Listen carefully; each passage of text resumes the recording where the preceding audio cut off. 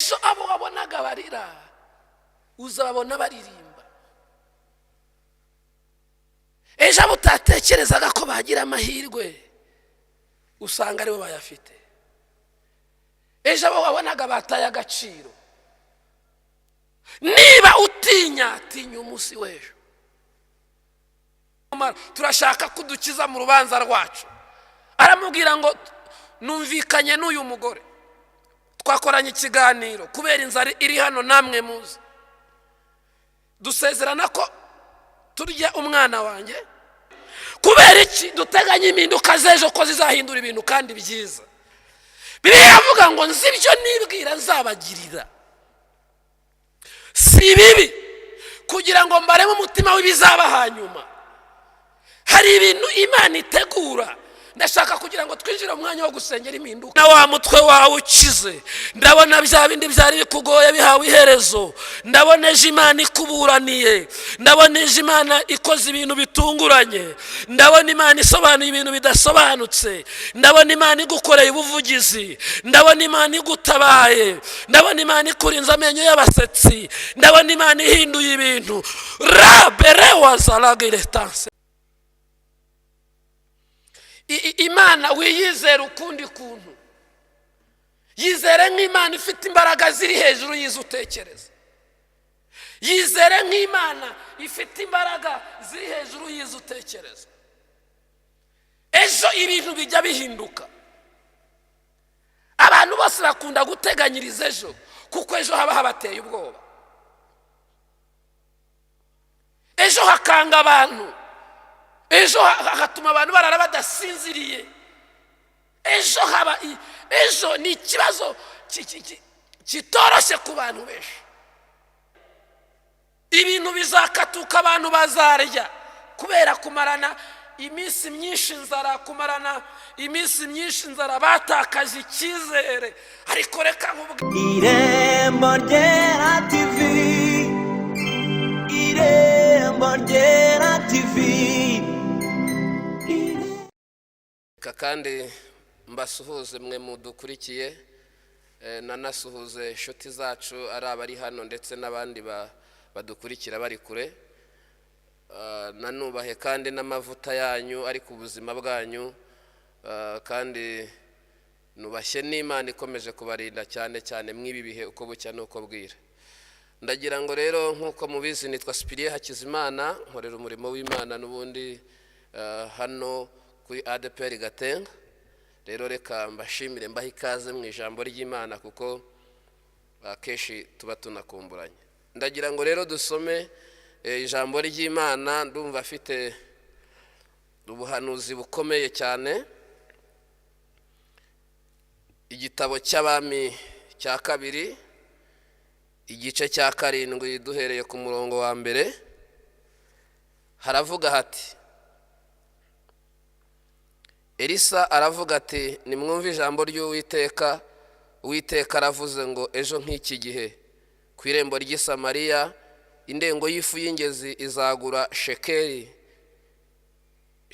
imwe, kandi indengo ebyiri za seyiri nazo zizagura shekeri imwe.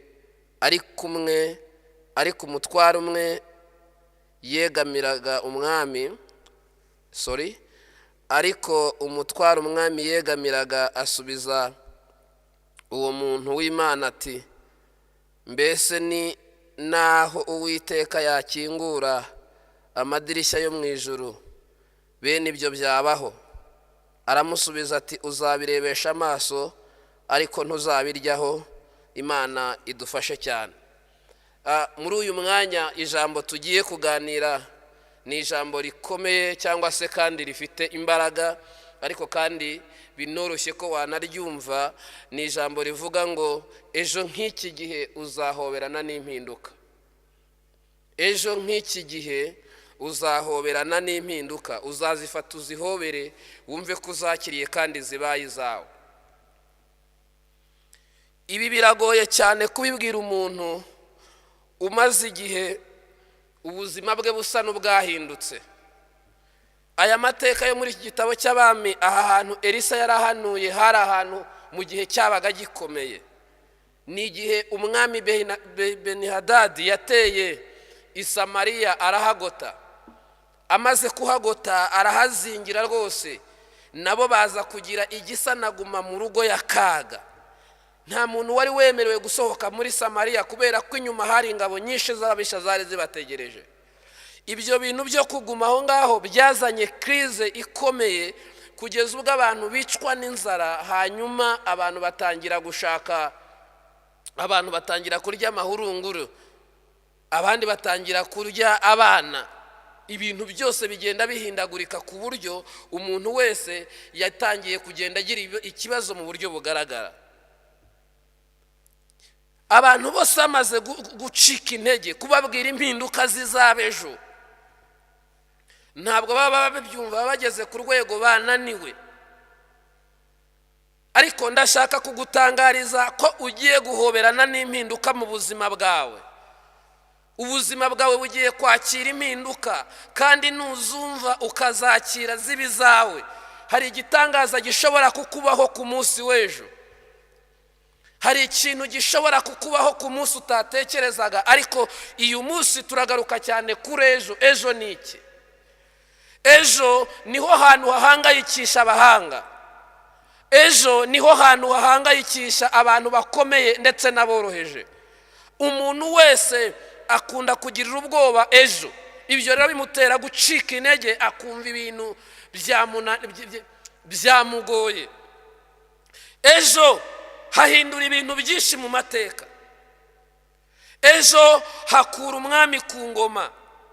Ejo hazamura uwari uciye bugufi. Ejo haha uwari ingumba kubyara. Ejo haha uwari umukene gukira. Ejo hahisuzugurwa kongera kugira agaciro.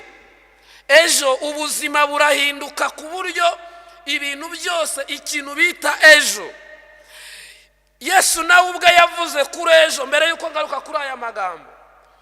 Yabwiye abantu, yarababonye mu gitondo cyo kwiganyira, arababwira ngo ntibyari bikwiriye gutyo, ntimukwiriye kwiganyira mwibaza iby'ejo, kuko ejo ni umunsi waho. Abantu benshi ejo harabahangayikisha. Ejo hatuma ibintu bitera ubwoba. Ejo uwari VIP aba umuntu uciriritse. Ejo uwari uri hejuru aramanuka. Ejo uwari uri hasi akashyirwa hejuru. Ikintu bita ejo. Ejo ni ahantu hagari. Ejo ni ahantu hakomeye. Ejo ni ahantu hatera ubwoba, kandi ejo ni ahantu wabika icyizere. Ejo ushobora guhoberana n'impinduka ku buzima bwawe utatekerezaga, ariko kandi ukazakira. Mvugira ngo amen. Ni ukuvuga ngo ejo ni ikintu gikomeye cyane ku buzima. Uyu muhanuzi Elisa yahagaze ahantu atangariza abantu bari bamaranye iminsi myinshi inzara. Arababwira ngo ejo nk'iki gihe ndatangaza impinduka ku marembo y'i Samariya. Nanjye muri uyu mwanya ejo ndatangaza impinduka ku buzima bwawe. Ndatangaza impinduka mu rugo rwawe, ndatangaza impinduka mu kazi, ndatangaza impinduka ku bana bawe. Ejo muzahoberana n'impinduka. Haleluya. Ejo uzahoberana n'impinduka, kandi uzazakira, uzazifata, uzazibona, zizakugeraho, nawe uzatangira kumva impinduka ku buzima bwawe. Arangije kubabwira ngo ejo nk'iki gihe ibintu bizakatuka, abantu bazarya kubera kumarana iminsi myinshi inzara, kumarana iminsi myinshi inzara, batakaje icyizere. Ariko reka nkubwire, Imana yacu niyo kwizerwa. Ejo yahindura ibintu, ibyananiye abantu, ibyananiye abahanga, ibyakunaniye nawe ubwawe. Imana yacu yahindura ibintu nk'ejo. Urarabile stikarazogi.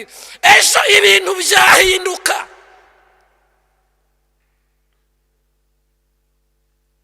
Ngo bakira aho ngaho bakingiraniye aho i Samariya.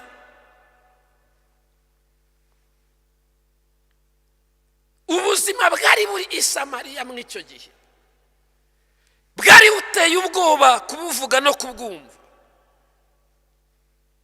abantu bageze igihe bicwa n'inzara, inzara irabica kugeza ubwo umugore arya umwana we, maze ngo umugore aganira na mugenzi we aramubwira ngo zana umwana wawe tumurye, none ejo nanjye tuzarya uwanjye. ngo barabikora, ngo bigeze ku munsi w'ejo umugore aramubwira ngo zana umwana wawe nawe tumurye, ngo ariko aranga. uyu munsi inzara dufite, inzara yo mu mwuka, inzara yo mu buryo bw'umwuka yateye abantu kurya abana babo, agakiza bari bafite ibyari iby'umumaro muri bo babiguranuye. ariko ngo hariho umugore aravuga ati jyewe uwanjye ntitumurya. ibyo bintu ngo bikora ikintu bita urubanza, bikoze urubanza ruremereye, biba ngombwa ko abagore bajya ku mwami baramubwira ngo turagusabye turengere, turagusabye turengere, turashaka kuturengera, turashaka ko utugirira umumaro, turashaka kudukiza mu rubanza rwacu. aramubwira ngo numvikanye n'uyu mugore, twakoranye ikiganiro kubera inzara iri hano namwe muzi, dusezerana ko turya umwana wanjye hanyuma nawe ejo tukazarya uwe, uwanjye turamubanza. ariko bigeze uyu munsi ndamubwiye ngo nazana umwana we tumurye aranga.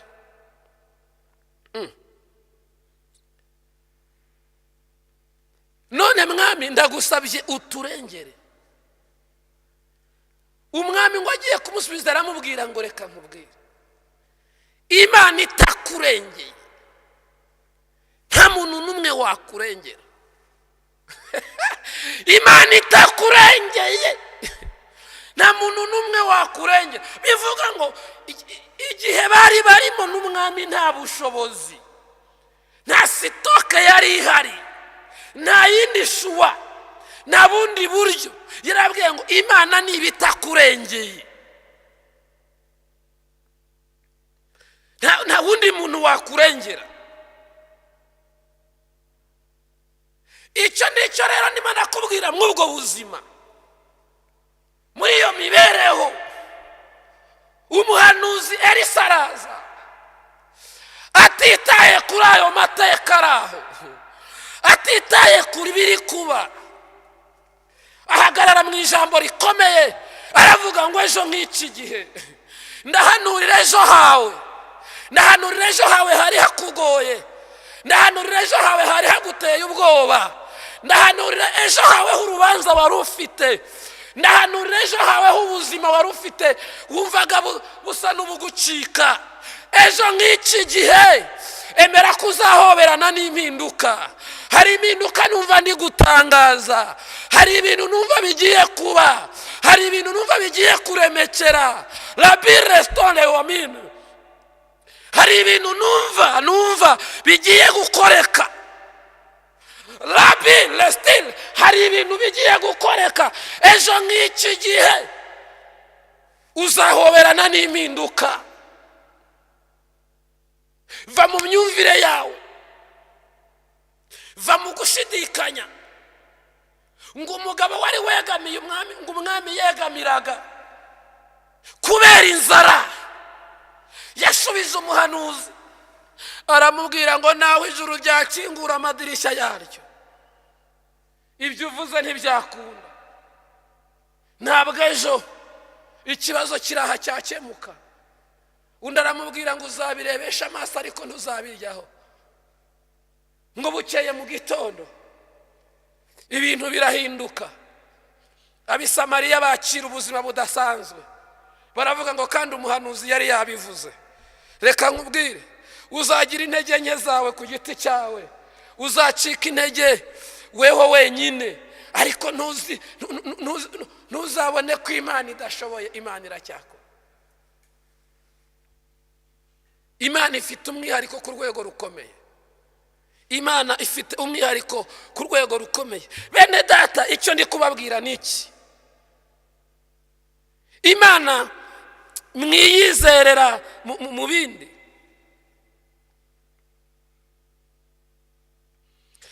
Imana wiyizera ukundi kuntu. Yizere nk'imana ifite imbaraga ziri hejuru y'izo utekereza. Yizere nk'imana ifite imbaraga ziri hejuru y'izo utekereza. Ejo ibintu bijya bihinduka. Abantu bose bakunda guteganyiriza ejo, kuko ejo haba habateye ubwoba. Ejo hakanga abantu, ejo hatuma abantu barara badasinziriye. Ejo ni ikibazo kitoroshye ku bantu benshi. Ikintu gica intege abantu rero ni ikintu cyitwa umwuka w'ubwoba. Umwuka w'ubwoba ubabwira ko ibintu bidashoboka. Ariko Yesu yashubije iki? Igihe Yesu yari ari mu ivugabutumwa, ngo yabonye abagabo b'abafarisayo baje birukanka, ngo bari boherejwe n'umwami Herode. Baramubwira bati, ushatse wahunga, kuko Herode ashaka kukugirira nabi, atari ibintu adutumye, tireka reka. Arabwira ngo nimugende mubwire iyo ngunzu, mubwire iyo ngunzu. Ariko ibaze ni kuki Yesu arebye akabona Herode akamubonamo ingunzu? Yamubonye mu mwuka w'urucanege, amubona n'umuntu adakwiriye gutega amatwi. Arangije arababwira ngo nimugende mumubwire ngo abantu bari gukira none ndetse n'ejo. Bivuga ngo Imana irakora none kandi n'ejo irakora none, ariko n'ejo irahindura ibintu. Irakora none ariko n'ejo ibintu biraba. Niba ubyizeye, niba ubyemera, mvugira ngo amen. Niba ubyemera neza, ukumva ubyakiriye, kumva ari ibyawe, akira impinduka uzihobere, akira impinduka uzakire, akira impinduka uzumve, akira impinduka zikwiriye kuri wewe. Aramubwira ngo none n'ejo abantu bari gukira, abantu bari kubona imbaraga z'Imana, abantu bari kubona ubutabazi bw'Imana. Ejo hahindura ibintu byinshi. Ejo abo wabonaga barira uzababona baririmba. Ejo abo utatekerezaga ko bagira amahirwe usanga aribo bayafite. Ejo abo wabonaga bataye agaciro, niba utinya umunsi w'ejo. Bibiliya iravuga ngo kuko umunsi ugira ibyawo, umunsi ugenda ugira ibintu byawo. Niyo mpamvu umuntu wese akwiye kwitwara neza akiyoroshya. Umuntu wese akwiriye kugenda na umutima utamucira urubanza. Umuntu akwiriye kugenda yumva ibintu, afite uko yumva ibintu nuko yemera ibintu, ariko agahora afitiye ubwoba ejo, kuko impinduka z'ejo zigukura ku cyo wari cyo none zikakugira ikindi. Impinduka z'ejo zigukura, reka subire mu byumve neza. Impinduka z'ejo zigukura ku cyo wari cyo none zikakugira ikindi. Sinzi niba wumva icyo mvuze. Ejo uwari umukobwa yaba umugore. Mbisubiremo, ejo uwari ingumba yabyara. Ejo uwari umushomeri yabona akazi. Ejo uwari ufite akazi yakabura. Ejo uwari umukire yakena. Ejo uwari umukene yakira. Umunsi w'ejo ugira impinduka zawo. Ariko ndashaka kugira ngo impinduka Imana igutegurira kubera iki duteganya impinduka z'ejo ko zizahindura ibintu kandi byiza? Bibiliya iravuga ngo nzi ibyo nibwira nzabagirira, si bibi kugira ngo mbaremo umutima w'ibizaba hanyuma. Hari ibintu Imana itegura, ndashaka kugira ngo twinjire mu mwanya wo gusengera impinduka z'ejo. Ibyananiye abantu, ibyananiye abahanga, ibyananiye abakomeye, ibyananiye inshuti, ibyananiye famiye, ibyakunaniye ubwawe, ibyananiye amashuri yawe, ibyananiye akazi kawe, ibyananiye titire yawe, ibyananiye izina witwa. Ejo Imana iratangaje ku mugaragaro, iravuze ngo uzahoberana n'impinduka. Niba uzizeye uzakire, niba uzemera zifate. Hobera impinduka mu izina rya Yesu, hobera impinduka mu buzima, hobera impinduka mu bana bawe, hobera impinduka mu kazi kawe, hobera impinduka, zakire zifate. Oh haleluya, zifate zakugezeho. Akira impinduka mu mubiri wawe, akira impinduka, wakire gukira. Indwara yawe ntiyakire gukira, ibyari bikugoye ntibyakire guhinduka. Impinduka zivuye ku Mana. Hari ibintu bihindutse ku irembo ry'i Samariya, ibintu birahindutse ku irembo ry'iwawe, ibintu birahindutse ku irembo ryo ku kazi kawe, ibintu birahindutse. Alala zelera bosala de contraire revene wasasire kiriabonia reto shikalaba zene one toti karabaira rato pera fili wa zene contista inegire drere ila mestons enedoti karaba nengole stai inekostire rato peya lazili wa aneto shikalaya zone mini enoti kirai. Akira impinduka wowe udukurikiye, akira impinduka. Ugiye guhoberana n'impinduka. Wahoberanye n'abantu barakwanduza, wahoberanye n'abantu ntihagire ikihinduka, ariko uhoberanye n'impinduka zoherejwe n'Imana. Akira ubuhanuzi bwawe, ndavugana nawe unkurikiye. Hari ibintu Imana itangaje ku buzima bwawe, hari ibintu Imana ihinduye, hari ibintu olabine wesiria. Reka dusenga n'Imana, n'Imana.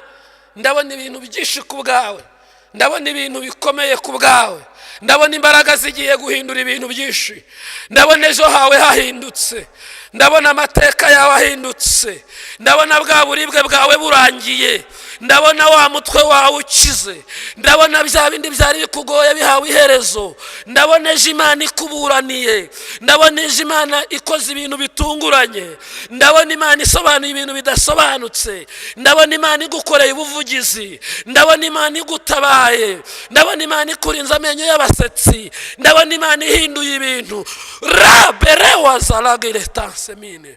Mana ndagushimiye muri uyu mwanya, ndasengera bari hano n'abandi bari kure.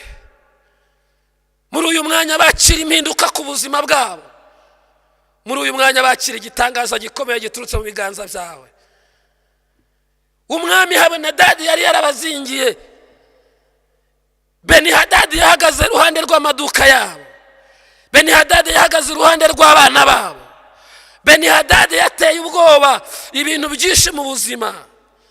Ariko umuhanuzi Eliya atangaza itangazo, umuhanuzi Elisa aravuze ngo ejo ni ukwakira impinduka, umunsi w'ejo ni ukwakira impinduka tugahoberana nazo. Twakiriye impinduka mu kazi, twakiriye impinduka mu itorero, duhoberanye n'impinduka ku buzima bwacu. Oh haleluya, haleluya, haleluya.